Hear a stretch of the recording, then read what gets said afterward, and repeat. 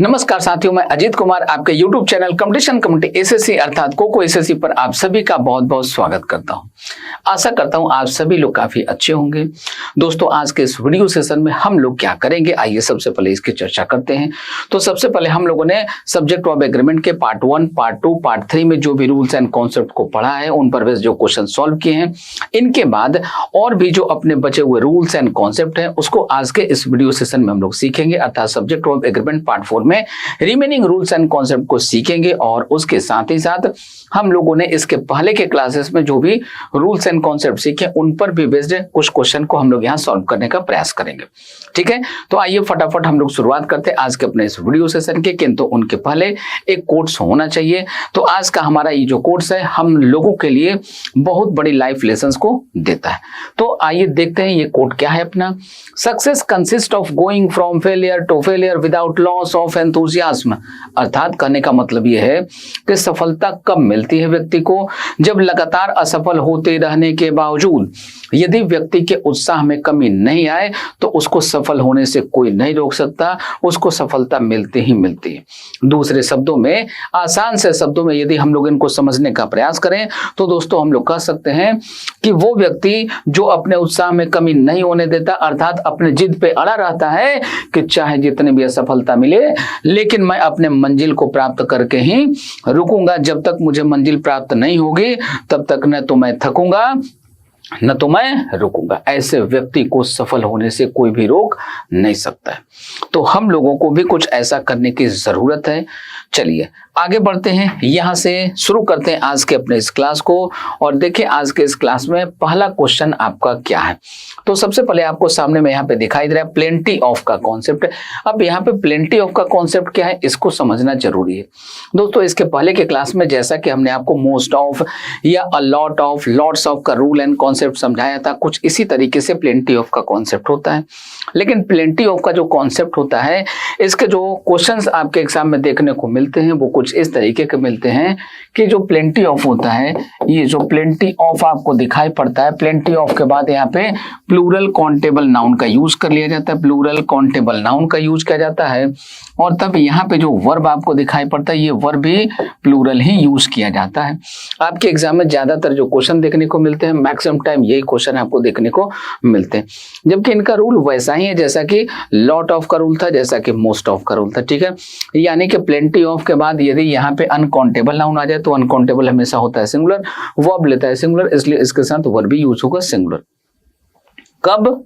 जब हमारा नाउन कैसा नाउन होगा? अनकाउंटेबल नाउन होगा। कैसा होगा? अनकाउंटेबल होगा। तो अदरवाइज यदि काउंटेबल होगा तो सब कुछ प्लूरल। आइए देखते हैं इस क्वेश्चन में। यहाँ पे देखिए आपको प्लेंटी ऑफ दिखाई दिया। प्लेंटी ऑफ के बाद देखिए मैंगो। मैंगो क्या होता है भाई? काउंटेबल। काउंटेबल इसलिए प्लूरल है। ठीक है, एंड वाटरमेलन। ठीक है, तो ये और ये दोनों को एंड से कनेक्ट कर दिया कि ऐसे भी ये प्लूरल हो गया। अब हमारा वर्ब कैसा होना चाहिए? वर्ब होना चाहिए हमारा प्लूरल। कैसा होना चाहिए? प्लूरल। तो यहाँ पे वर्ब कैसा है? सिंगुलर। तो सिंगुलर के स्थान पे हम लोगों को क्या करने की जरूरत है? इसके स्थान पे हम लोगों को आर लिखने की जरूरत है। तो ऐसे सिचुएशन में, इस क्वेश्चन में यदि हम लोगों को आंसर करना है तो हम लोग इसका आंसर क्या करेंगे? यहाँ पे हम लोग इसका आंसर करेंगे कि इसके स्थान पे हमें आर का प्रयोग करना होगा। ठीक है बच्चों, तो अब इस क्वेश्चन में हमारा एरर कहाँ बनेगा? एरर दिया हुआ है ऑप्शन नंबर बी में। कहाँ पे? ऑप्शन नंबर बी में, जहाँ पे इसका प्रयोग किया गया है। राइट, बढ़ते हैं अपने अगले क्वेश्चन में। देखिए अगला क्वेश्चन हम लोगों का क्या है? All the family members. अब जरा ध्यान दीजिएगा, बोलने में बहुत सही लगता है, बिल्कुल सही लगता है, एकदम सही लगता है ऑल द फैमिली मेंबर्स, जबकि ये बिल्कुल गलत है। ऑल द फैमिली मेंबर्स या ऑल फैमिली मेंबर्स होता ही नहीं है। फैमिली मेंबर्स का यूज हम लोग नहीं करते, हम लोग यूज करते all the members of family. ऐसा हम लोग यूज करते हैं, all the members of family. तो सबसे पहले ये जो पार्ट था इसी पार्ट में एरर आ गया। अब आप ढूंढिए मेंबर्स ऑफ फैमिली का यूज कहाँ किया गया है। तो मेंबर्स ऑफ फैमिली का यूज कहाँ पे किया गया? यहाँ पे है? नहीं है। यहाँ पे है? नहीं है। तो मेंबर्स ऑफ फैमिली वर्ड का यूज एक ही जगह किया गया है, जो दिया हुआ है आपके ऑप्शन नंबर ए में। इसलिए इस क्वेश्चन का आंसर आपका बनता है ऑप्शन नंबर ए। राइट, चलते हैं यहाँ से आगे अगले क्वेश्चन की तरफ देखिए ध्यान से। हमारा अगला क्वेश्चन क्या है? अगला क्वेश्चन भी हमारा है प्लेंटी ऑफ। तो जैसा कि अभी हमने आपको बताया, आपके एग्जाम में जो क्वेश्चन दिए जाते हैं प्लेंटी ऑफ के, उसमें प्लेंटी ऑफ के बाद जो नाउन गिवन होता है वो नाउन कैसा होता है? वो नाउन दिया होता है अक्सर काउंटेबल। तो काउंटेबल रहेगा, उसके बाद सब कुछ कैसा रहेगा? प्लूरल रहेगा, राइट। आ जाइए चेक करें। तो ये देखिए प्लेंटी ऑफ के बाद पीपल, पीपल कैसा है? काउंटेबल है कैसा भाई? प्लूरल है। तो वर्ब कैसा लेगा? प्लूरल। तो लाइक में जो इस लगा इसको क्या करें? रिमूव कर देंगे। तो लाइक में जो इस लगा इसको रिमूव कर देंगे। तो लाइक में जो इस लगा अभी ये है इस लगे होने के कारण लाइक्स का वर्ब का जो फॉर्म है ये कौन सा फॉर्म है? ये है वर्ब का फिफ्थ फॉर्म। और जैसे इसका इस हम रिमूव कर देंगे यही हो जाएगा वर्ब का फर्स्ट फॉर्म। और जैसे ही ये वर्ब का फर्स्ट फॉर्म हो जाएगा यही हो जाएगा प्लूरल। और जैसे ही ये प्लूरल हो जाएगा अब हमारा सेंटेंस करेक्ट हो जाएगा। तो प्लेंटी ऑफ के बाद आने वाला नाउन यदि काउंटेबल हो तो उसके बाद आने वाला वो भी कैसा रहता है? प्लूरल रहता है, राइट। तो अब आ जाइए ढूंढ लीजिए इसका आंसर क्या बनेगा। तो इसमें एरर कहां पे था? इस वाले पार्ट में, लाइक वाले पार्ट में एरर था, इसलिए इस क्वेश्चन का आंसर बनेगा हमारा ऑप्शन नंबर डी। क्या बनेगा दोस्तों? ऑप्शन नंबर डी बनेगा। नेक्स्ट आगे बढ़ते हैं यहाँ से। यहाँ पे देखिए हर ऑल का प्रयोग किया गया है, हर ऑल का प्रयोग किया गया है। अब इस क्वेश्चन का कॉन्सेप्ट क्या होता है इसको ठीक से समझिएगा। ये जो हर है ये पॉसेसिव केस में है। किसमें? पॉसेसिव केस में होता है, ठीक है। और ये ऑल जो है ये नंबर को इंडिकेट करता है। तो इनका अपना एक कॉन्सेप्ट होता है। क्या कॉन्सेप्ट होता है? यदि नंबर को बताने वाले वर्ड और पॉसेशन को बताने वाला वर्ड दोनों वर्ड एक साथ यूज करना हो तो इनका सीक्वेंस होता है, पहले हम लोग नंबर वाले वर्ड को रखते हैं। किसको? नंबर वाले वर्ड को रखते हैं। उसके बाद हम लोग रखते हैं पॉसेशन वाले वर्ड को। किसको? उसके बाद हम लोग रखते हैं पॉसेशन वाले वर्ड को, ठीक है। इसलिए इस क्वेश्चन का आंसर हमारा क्या बनेगा? हर ऑल के स्थान पे, ये तो गलत हो गया, इसके स्थान पे हमें यूज करना होगा ऑल हर। क्या यूज करना होगा? ऑल हर। अब ढूंढ लीजिए ऑप्शन कहीं पे है क्या? ऑल हर कहीं पे लिखा नहीं, ऑल ऑफ हर लिखा हुआ है, तो इसी से हमें काम चलाना पड़ेगा, ठीक है। तो इस कारण से हमारा आंसर बनेगा ऑप्शन नंबर ए। क्या बनेगा दोस्तों? Option number A. नेक्स्ट अगले क्वेश्चन की बात करते हैं। देखिए अगला क्वेश्चन क्या है। अगला क्वेश्चन फिर से हमारा कॉमन एरर का। यहाँ पे देखिए द हवा महल, ठीक है। हवा महल क्या है भाई? प्रॉपर नाउन है। कोई भी प्रॉपर नाउन हो सिंगुलर होता है, सिंगुलर वर्ब लेता है। तो ये देखिए इसके लिए वर्ब लिखा हुआ है सिंगुलर। अब इसके आगे आप देखिए यहाँ पे क्या लिखा हुआ है? One of. तो एनी या वन के बाद यदि ऑफ आए तो उसके बाद आने वाला नाउन या प्रोनाउन कैसा होता है दोस्तों? तो वो होता है प्लूरल। लेकिन वर्ब कैसा लेता है? सिंगुलर। तो आ जाइए चेक करें हम लोग। देखिए वन ऑफ हो गया, वन ऑफ के बाद ढूंढिए नाउन, ये रहा नाउन। तो यहाँ पे क्रिएशन नहीं होगा, यहाँ पे हम लोगों को क्या लिखना होगा? क्रिएशंस लिखना होगा, ठीक है। क्या लिखना होगा? क्रिएशंस लिखना होगा। अब देखिए ये क्रिएशन कहाँ पे है? यहाँ पे है, यहाँ पे है। तो हमारा आंसर क्या बनेगा? ऑप्शन नंबर सी बनेगा, राइट। क्या बनेगा? ऑप्शन नंबर सी बनेगा। नेक्स्ट आगे बढ़ते हैं। अगले क्वेश्चन की बात करें। अगले क्वेश्चन में फिर से आपको यही देखने को मिल रहा है वन ऑफ। तो वन ऑफ के बाद नाउन क्या रहा है? ब्रदर। तो ब्रदर होगा क्या? नहीं होगा। ब्रदर में क्या करना होगा? एस लगाना होगा। लेकिन वर्ब कैसा रहेगा? सिंगुलर। तो वर्ब ये जो इज लिखा हुआ ये इज सही है। एरर कहाँ पे था? ब्रदर वाले पार्ट में। तो ब्रदर वाला पार्ट कहाँ लिखा है? ये लिखा है हमारे ऑप्शन नंबर ए में। कहाँ पे लिखा है दोस्तों? ये लिखा हुआ है ऑप्शन नंबर ए में। इसलिए इस क्वेश्चन का करेक्ट आंसर बनेगा हमारा ऑप्शन नंबर ए, राइट। चलिए आगे बढ़ते हैं हम लोग अगले क्वेश्चन की तरफ। देखिए अगला क्वेश्चन क्या है? अगला क्वेश्चन है Mrs Faizia Sultan is one of the, ये देखिए वन ऑफ फिर से मिल गया, one of the favourite teacher. तो टीचर नहीं होगा, यहाँ पे क्या करना होगा? टीचर्स लिखना होगा, ठीक है। तो टीचर की जगह क्या लिखना होगा? टीचर्स। तो एरर किस वाले पार्ट में? टीचर वाले पार्ट में। टीचर वाला पार्ट कहाँ पे लिखा हुआ है? ये लिखा हुआ है ऑप्शन नंबर सी में। कहाँ लिखा है दोस्तों? ऑप्शन नंबर सी में लिखा है। नेक्स्ट अगले क्वेश्चन की बात करते हैं। अगला क्वेश्चन देखिए क्या है। अगला क्वेश्चन फिर आपके वन ऑफ पे ही डिपेंड किया हुआ है। वन ऑफ के बाद स्टेट नहीं होगा, हो जाएगा द स्टेट्स। क्या हो जाएगा? One of the states. ये एरर कहाँ पे है? ऑप्शन नंबर ए में। तो इस क्वेश्चन का आंसर बनेगा हमारा ऑप्शन नंबर ए। नेक्स्ट है यहाँ पे देखिए all of my friends, all of my friends लिखा हुआ है। तो यहाँ पे क्या होना चाहिए? Only one. यहाँ पे देखिए ओनली वन का यूज कर लिया गया। तो याद कीजिए हमने आपको इसके पहले के क्लासेस में बता रखा था, क्या बताए थे भाई? तो हमने आपको बताया था ओनली वर्ड का यूज जिस किसी भी वर्ड के साथ किया जाए वो सिंगुलर हो या प्लूरल हो, ओनली जैसे ही लग जाता है ओनली उसको सिंगल यूनिट में कन्वर्ट कर देता है। इस कारण से उसको मानते हैं हम लोग सिंगुलर और उसके साथ वर्ब भी यूज करते हैं सिंगुलर। क्या मानते हैं? सिंगुलर मानते हैं। वर्ब कैसा यूज करते हैं? उसके साथ सिंगुलर वर्ब यूज करते हैं, ठीक है दोस्तों। तो अब इस कारण से यहाँ पे देखिए हमारा जो वर्ब होना चाहिए वो वर्ब कैसा होना चाहिए? सिंगुलर। तो वर्ब यहाँ पे ऑलरेडी सिंगुलर है, इसलिए इस क्वेश्चन में कहीं कोई एरर नहीं है। इस क्वेश्चन का आंसर बनेगा option number D, that is no error. क्या बनेगा? Option number D, that is no error. Next अगला क्वेश्चन देखिए क्या है, अगला क्वेश्चन है हमारा the promoters of Mahamaya hospital. यहाँ पे देखिए ये क्या है, तो ये है दोस्तों प्रीपोजिशन। अब ध्यान दीजिए और याद कीजिए, हमने आपको पहले से क्या बता रखा है, कोई भी प्रीपोजिशन हो, प्रीपोजिशन के पहले इधर भी कोई नाउन या प्रोनाउन है, अर्थात उधर भी कोई सब्जेक्ट है, इधर भी कोई सब्जेक्ट है, तो यहाँ जो वर्ब यूज किया जाता है ये वर्ब किससे एग्री करता है, ये वर्ब प्रीपोजिशन के पहले या प्रीपोजिशन के लेफ्ट साइड में आने वाले नाउन या प्रोनाउन अर्थात सब्जेक्ट के अकॉर्डिंग एग्री करता है। अर्थात ये जो नाउन होगा ये प्लूरल होगा, तो ये हमारा वर्ब कैसा होगा, ये भी होगा प्लूरल, किंतु ये नाउन यदि सिंगुलर होगा तो ये वर्ब भी होगा सिंगुलर। यही हमने आपको सिखा रखा है। अब आ जाइए यहाँ पे देखिए, ये ऑफ क्या है, तो ऑफ है दोस्तों प्रीपोजिशन। प्रीपोजिशन के पहले ये क्या लिखा हुआ है, प्रोमोटर्स लिखा हुआ है। प्रोमोटर क्या है भाई, प्लूरल है, तो वर्ब कैसा लेगा, प्लूरल। तो यहाँ पे हैज के स्थान पे हम लोग क्या लिखेंगे, हैज के स्थान पे लिखेंगे हैव, राइट।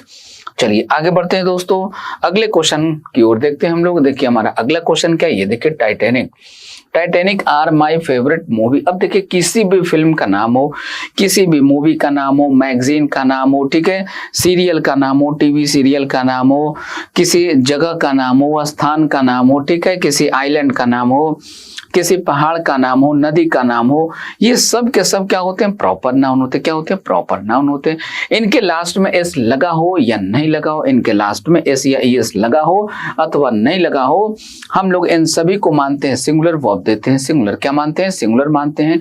वर्ब कैसा देते हैं, सिंगुलर वर्ब देते हैं, ठीक है।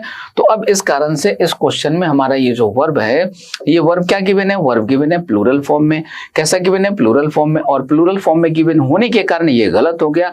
अब इसके स्थान पे हम लोगों को क्या यूज करना होगा, हम लोगों को यूज करना होगा इसके स्थान पे सिंगुलर वर्ब का। सिंगुलर वर्ब क्या होगा, तो हमारा सिंगुलर वर्ब होगा इज। क्या होगा, इज होगा, ठीक है। तो इस क्वेश्चन का हमारा आंसर क्या बनेगा, आंसर बनेगा ऑप्शन नंबर बी। क्या बनेगा दोस्तों, ऑप्शन नंबर बी। नेक्स्ट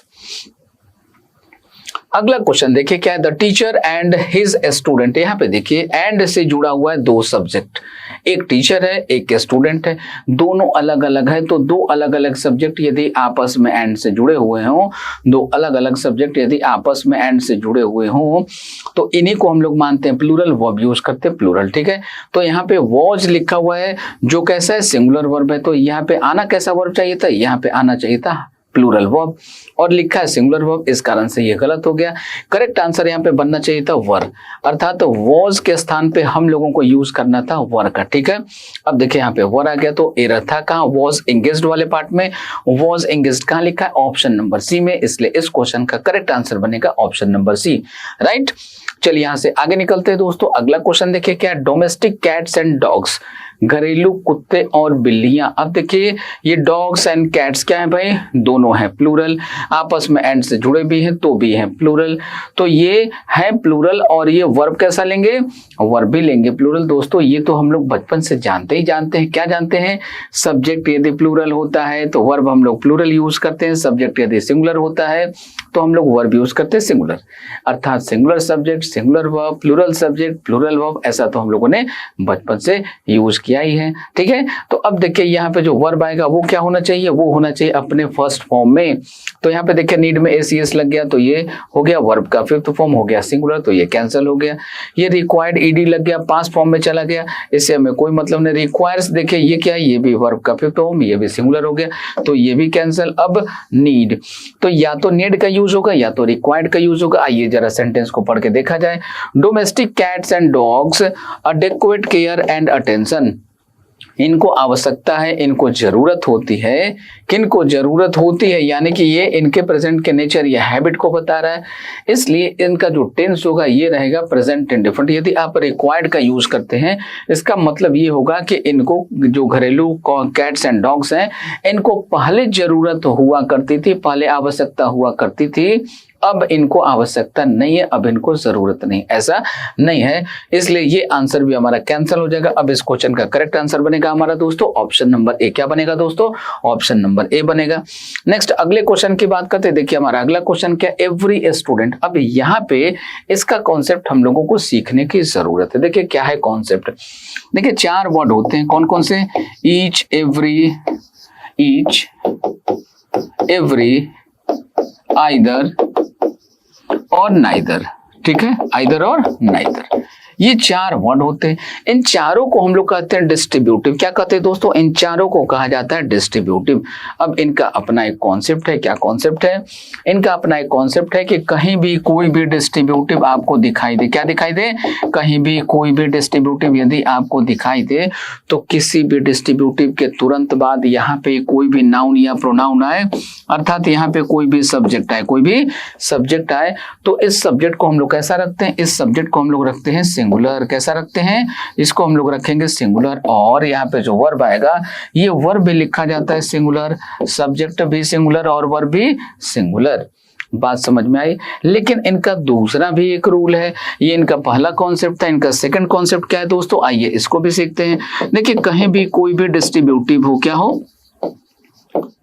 कहीं पे कोई भी डिस्ट्रीब्यूटिव हो और इस डिस्ट्रीब्यूटिव के बाद यदि यहाँ पे ऑफ आए, क्या है? डिस्ट्रीब्यूटिव के बाद यदि यहाँ पे प्रीपोजिशन ऑफ लगा हुआ हो तो इस प्रीपोजिशन ऑफ के बाद यहाँ पे अब जो भी नाउन या प्रोनाउन आएगा, जो भी यहाँ पे सब्जेक्ट आएगा, ये लिखा जाता है प्लूरल। ये कैसा लिखा जाता है दोस्तों?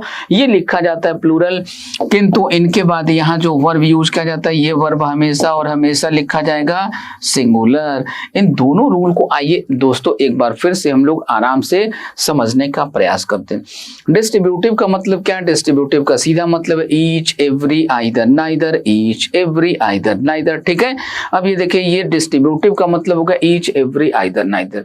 अब ये जो 4 वर्ड होते हैं, इनके तुरंत बाद कोई भी नाउन या प्रोनाउन आए तो उसे रखना है सिंगुलर, उसके बाद जो वर्ब आएगा उसको भी हम लोग रखते हैं सिंगुलर। किंतु यदि किसी भी डिस्ट्रीब्यूटिव यानी ईच, एवरी, आइदर, नाइदर, इन चारों में से किसी के तुरंत बाद प्रीपोजिशन ऑफ आया हुआ हो, प्रीपोजिशन ऑफ का प्रयोग किया गया हो, तो इस प्रीपोजिशन ऑफ के तुरंत बाद जो भी नाउन या प्रोनाउन आएगा, जो भी नाउन या प्रोनाउन आएगा वो रखा जाएगा प्लूरल, किंतु वर्ब तो रहेगा सिंगुलर ही। वर्ब कैसा रहेगा? सिंगुलर ही रहेगा। अब आ जाइए, इस क्वेश्चन को हम लोग यहाँ पे सॉल्व करने का प्रयास करते हैं। इस क्वेश्चन को हम लोग यहाँ पे सॉल्व करने का प्रयास करते हैं। ये देखते हैं क्या है हमारा क्वेश्चन। यहाँ देखिए, एवरी आपको दिखाई दिया। एवरी यानी क्या है भाई? Each, every, either, neither. तो ईच और एवरी, ये एवरी जो आपको दिखाई दे रहा है ये क्या हो गया? ये हो गया हमारा डिस्ट्रीब्यूटिव। क्या हो गया दोस्तों? डिस्ट्रीब्यूटिव। अब डिस्ट्रीब्यूटिव के बाद देखिए ये क्या लिखा हुआ है? स्टूडेंट। स्टूडेंट क्या होता है? नाउन। तो नाउन कैसा होना चाहिए था? सिंगुलर। तो स्टूडेंट तो सिंगुलर दिया हुआ है, अर्थात स्टूडेंट में कहीं कोई एरर नहीं, स्टूडेंट वाला पार्ट हमारा करेक्ट हो गया। ठीक है, अब इसके बाद जो वर्ब आएगा, वर्ब कैसा होना चाहिए? वर्ब हमारा होना चाहिए सिंगुलर। और यहाँ पे देखिए हैव दिया हुआ है। हैव क्या होता है? ये होता है वर्ब का फर्स्ट फॉर्म।